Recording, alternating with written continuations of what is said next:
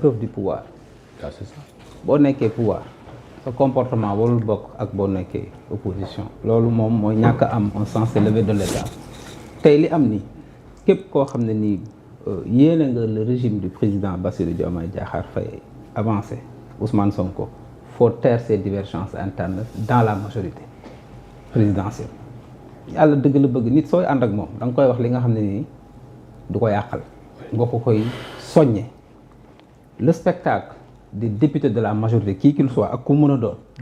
ñuy xeex et puis c'est pas un débat parlementaire je suis désolé le débat parlementaire c'est le débat à la tribune de l'Assemblée nationale à l'hémicycle où le député bu ngeen fa demee 1960 ba léegi tout est enregistré ci salle des archives c'est ça un débat parlementaire ñoom li ñuy def nii c'est pas un débat parlementaire c'est un débat personnel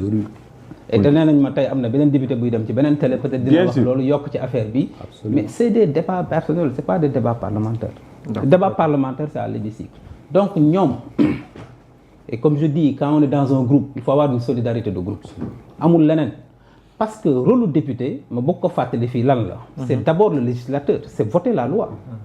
c'est de contrôler l'action du gouvernement par le biais de questions orales écrites etc mais quand on vote la loi qu'est-ce qui se passe c'est un gouvernement qui vient ñëw pour voter loi même député boobu dégg naa ko fi mu attaqué benn ministre de la République de façon extrêmement frontale sur l'achat de machine à café ministre bi répondre donc c'est pas la première fois je demeure convaincu que ministre boobu bu ñëwee indi tey un projet de loi à l'Assemblée nationale xam nga lan moo tax affaire yi nekk problème parce que ay nit rek lañu bu ñu demee ba ay député benn majorité commencé di xiiral nga mais ñooñu ils peuvent même voter contre leur majorité pour un projet de loi parce que nit loo xamul xamoo ko il faut pas que ñu xalaat ne mën nañoo toog nii def ay diatribe ci presse bi ku nekk wax lu la neex ñu dem assemblée nationale après tout le monde est gentil tout le monde est beau non ay nit kese lañu tey jàpp naa ne le spectacle que ces députés là offrent day fragiliser la majorité qui gouverne ce pays deux day yàq image du Sénégal parce que dans un groupe parlementaire il y a un devoir de solidarité ñu waxtaane seen affaire seen biir et li fi daanaloon ñeneen ñi moo mën na leen daaneel aussi nit da ngay benchmarker aussi li am ministre rappelé na léegi Djibo Ka bi mu génnee 98 qu'est-ce qu'il a fait il a fait un score extraordinaire avec 11 députés c'est le début de la fin du parti socialiste ñu ñëw Moustapha Niasse yokku ci te pourtant ñoom bi ñu koy def Abdou Diouf était convaincu ak ñamu àndaloon que dara du xew Abdoulaye Wade a fait la même chose Macky Sall a fait la même chose les mêmes causes les mêmes effets produisent les mêmes causes nit soo ko ànd ak moom nga bëgg ko dimbali boo gisee loo xam ne dafa ñuul ci soow bi la nga koy wax lii député yi nekkee par presse interposée ak réseaux sociaux yi ku ci nekk xëy wax sa morom lu la neex di ça fragilise la majorité te boo bëggee gouverner nag dans le calme mais il faut quand même asseoir cette cohérence dans la majorité mais ñoom ci seen biir am na ay députés yu attaqué yeneen député ay députés yu attaqué seen ministre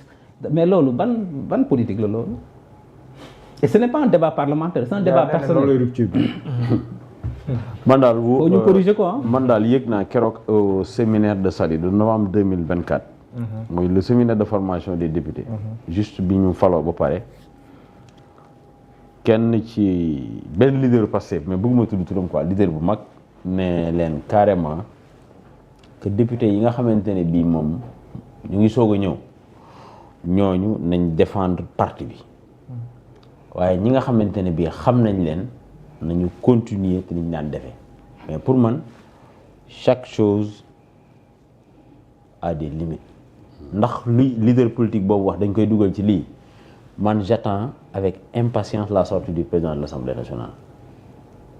pour mu leeral lii. est-ce que dina ko def. ah déet Ahmed lii mënuñu ko bàyyi noonu. que mu jënd wax si lii.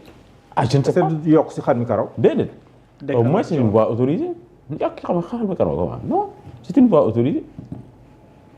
bu génnee wax ci communication jàpp nga ne ce serait opportun que mu génn. bon ci wàllu communication ça dépend xam nga je ne maîtrise pas en fait la communication. rouage communication mais yow saxal dafa màcc wàllum communication. waaw mais xam nga par exemple boo ko doon conseiller yow. waaw mais est-ce que mën nga ne du ko def à la télé mais. est-ce que boo ko yónnee message WhatsApp rek kon. si wàllum communication ndax jàpp nga ne ce moment est opportun pour que le président de l'Assemblée nationale génn. moment bii moom opportun wul mais dama ne. c'est pas un moment opportun parce que coono dafa bari. d'accord. moment bi moom c'est pas un moment opportun. mën na bàyyi ba ci kanam pënd bi dana gën a wuri après léegi nag moom mu leeral mais daal un parti moom wax dëgg neex yàlla obéit à une charte à un règlement intérieur 130 députés lu ñu mënul lijjanti Ahmed Diallo ak Serigne Mansour mënuñu ko lijjanti ba pare mooy li monsieur Ba wax débat bi c'est pas un débat parlementaire ay nit ñooy renforcer seen épaisseur kese di nax Sénégal yi mais dañu wante dëgg quoi en fait def naa lii alors que yow ci groupe nga nekk quoi ci groupe parlementaire nga nekk ci liste nga demee ci bannière Pastef nga demee yow kese mais mënoo gagner Ziguinchor ñaa gis xam nga dëgg il est originaire d'où fan la jógee de Ziguinchor. yaa ngi dégg mais yow kese tundum yow kese mais mënoo léegi nag nga dem ba falu après léegi c'est comme si voilà yaa bëgg capitaliser loolu yëpp na yow la attendons les deux peut-être le président de l'Assemblée nationale bon dans les jours dans les semaines à venir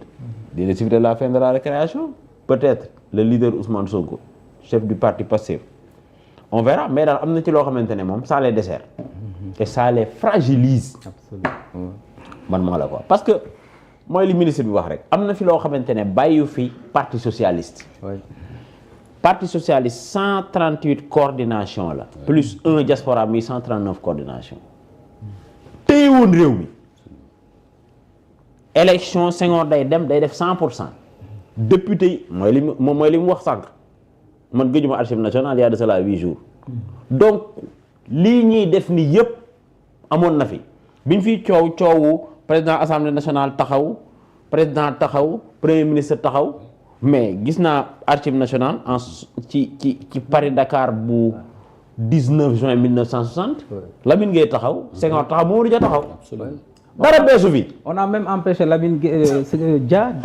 d'accéder à l'Assemblée nationale. loolu am na fi 62 bi. am na dara beesu fi donc ñoom bu ñu jàngeewul ci rétroviseur bi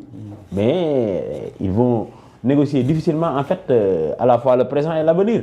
Moi je pense que c'est le moment ou jamais ñu xam ne ñoom opposé wuñu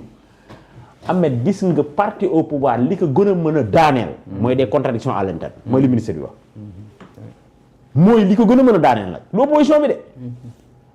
mais loolu tam bu ñu koy wax di ko tirer si parti baax na day fekk mu nekk ay ponkal par exemple ñoo xam ne nii am na lu ñu téye si parti bi. mais dans la durée am na daf koy yàq dans la durée maanaam lii bu continuer nii mais quand même bu nekkee parti boo xam ne nii. yow yaa ko fi théorisé woon le fameux partage de connexion. waaw mooy branché di débranché. dëgg la xoolal fan la nekk gum. waaw d'accord mais dama ne dans la durée mais lii bu continuer fii ak 4 ans